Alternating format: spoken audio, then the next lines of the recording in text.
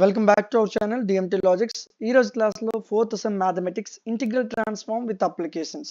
So ఇందులో మీకు యూనిట్కి 5 క్వశ్చన్లు ఇచ్చానండి. యాక్చువల్గా మీకు టాప్ 15 క్వశ్చన్స్ ఇప్పుడు చెప్తాను. 5 క్వశ్చన్లు ఎందుకు ఇచ్చానంటే ఎవరైతే 50+ చదువుతారో వాళ్ళ కోసం. సో కొంతమంది పాస్ అయిపోతే సరిపోద్ది అనుకుంటారు, వాళ్ళ కోసం నేను ఇప్పుడు క్వశ్చన్స్ చెప్తూ ఉంటాను, నోట్ చేసుకోండి. సో ఈ 5 క్వశ్చన్స్లో మీరు కంపల్సరీగా చదవాల్సిన క్వశ్చన్ వచ్చేసరికి మీకు ఈ ఫస్ట్ 2 క్వశ్చన్స్ మీరు కంపల్సరీగా చదవాలి. దీంతో పాటు ఈ లాస్ట్ క్వశ్చన్ చదవాలండి ఫస్ట్ యూనిట్లో. రెండో యూనిట్లో మనం చూసుకున్నట్లయితే మీకు చాలా చాలా ఇంపార్టెంట్ క్వశ్చన్ వచ్చేసరికి ఈ థర్డ్ క్వశ్చన్ ఒకటి చదవాలి. అదేవిధంగా ఈ థర్డ్ అండ్ ఫోర్త్ క్వశ్చన్ చదవాలి. సో అదేవిధంగా ఫస్ట్ క్వశ్చన్.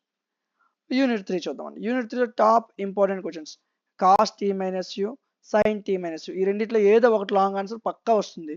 మిస్ అయితే మీకు ఇక్కడ రావడానికి అవకాశం ఉంటుంది. ఓకేనా? సో నెక్స్ట్ యూనిట్ 4లో మీరు కంపల్సరీగా చదవాల్సింది e⁻(x²) మీద కంపల్సరీ క్వశ్చన్ వస్తుందండి. దాంతోపాటు ఇది ఒక క్వశ్చన్. ఓకేనా? సో ఈ 2 క్వశ్చన్స్ చదవాలి. మీకు టైం ఉన్నట్లయితే ఈ ఫస్ట్ క్వశ్చన్ ఫోకస్ చేయండి.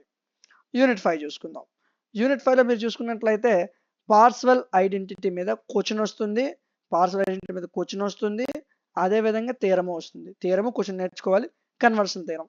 సో ఇవి నేర్చుకుంటే మీకు అలా సరిపోతుందండి, ఈజీగా పాస్ అయిపోవచ్చు.